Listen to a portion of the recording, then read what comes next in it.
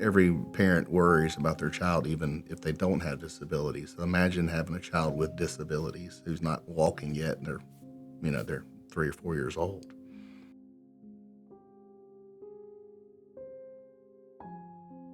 Around 16 weeks, 16 to 20. they noticed on the ultrasound that her head looked a little, something didn't look quite right. She's not only has Down syndrome, but she also had hydrocephalus when she was born. So she's got some extra needs there. After she was born,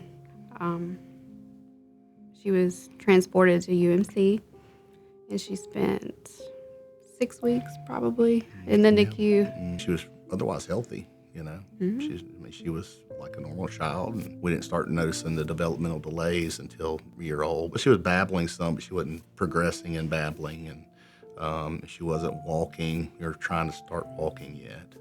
But we were already doing physical therapy and stuff. It's like 30 minutes, and then she really was not seeing significant progress just with that alone. We certainly were concerned, that she just wasn't developing, and we knew she needed something more. Highly suggested we get on the wait list for Little Lighthouse. So we did that. Took the tour, and they said it would be at least 18 months. And I was like, oh. Yep.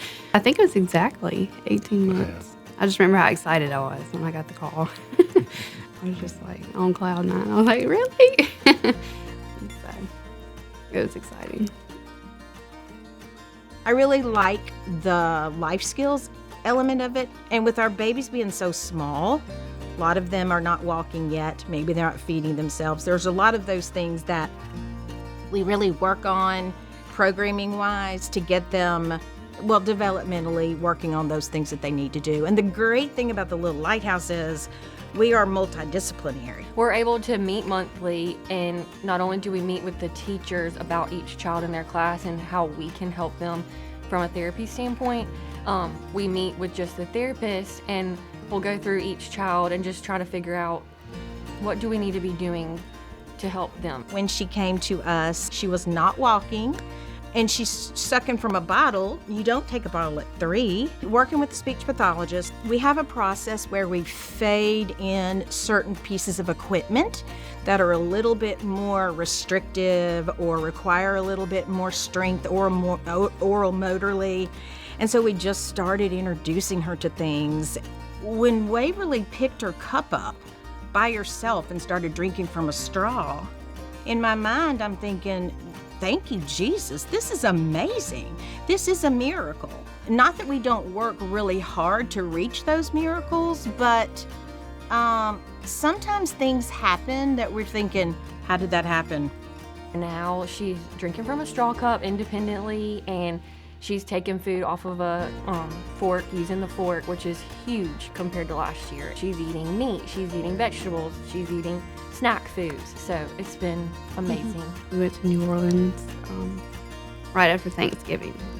She ate shrimp. Yeah, She was did. trying. She will try anything and likes it, which is wonderful. A lot of times in outpatient therapy, they're just with them for such a short period of time, but we get to see them for the entire school day. And so we are able to work with them functionally and meet them where they are and see how we can help them in the environment they're in. I think they do a good job here of tailoring everything towards each child. When I met Waverly, she was scooting and having a hard time sitting upright in a chair for learning. It was hard to motivate her to figure out why she needed to walk. You have to think, what am I getting out of this? Where am I going? What happens when I get there? And so we had to kind of trick her a little bit and motivate her and encourage her. And then it's like one day it just kind of clicked and she said, oh, well, maybe that would be a good thing for me to try to do. You take what they need, what you're working towards, and you break that down into helping her do things that are strengthen all the muscles that she needs to walk, and making sure she has the correct orthotics to have the best ability to be able to succeed in that. And so it's just been a journey for us to set her up for success. Now she is on a walker, taking independent steps. You know, she's Close. gone from not doing any standing hardly other than just like if you help her, but from that to, to now she's walking with a walker, here, by herself. So that's She's a lot. trying to stand. She's on her she's own. actually showing initiative, wanting to. Yeah. It's wonderful. Yeah. They're all so great. Miss Pam has been just wonderful. PT, OT, speech, they're all great. I've taught a long time in many jobs, but this is the best job I've ever had, ever. I'm 61 years old, and I've never enjoyed going to work more than I do coming here. It's amazing. That's part of my favorite part of my job is to get to help them to be functional in their routine.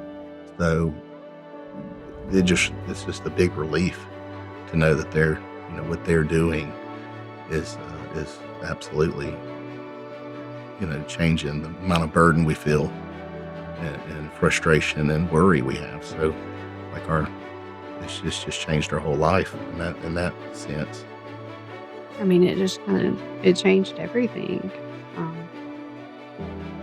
I really don't know what we would have done. For about 2 years, we weren't really seeing much progress. There's just nothing. There's just nothing There's else. nothing else like there's, it. Yeah, there's just no other schools. It's a wide range of children with disabilities. I can't even imagine how much it takes to run this place and staff everyone and all of the equipment. It takes a lot. We're so thankful to them for everyone who keeps this place going, and they're just really changing these children's lives for the better. Pretty amazing that we get to go here, tuition free. It means everything to us.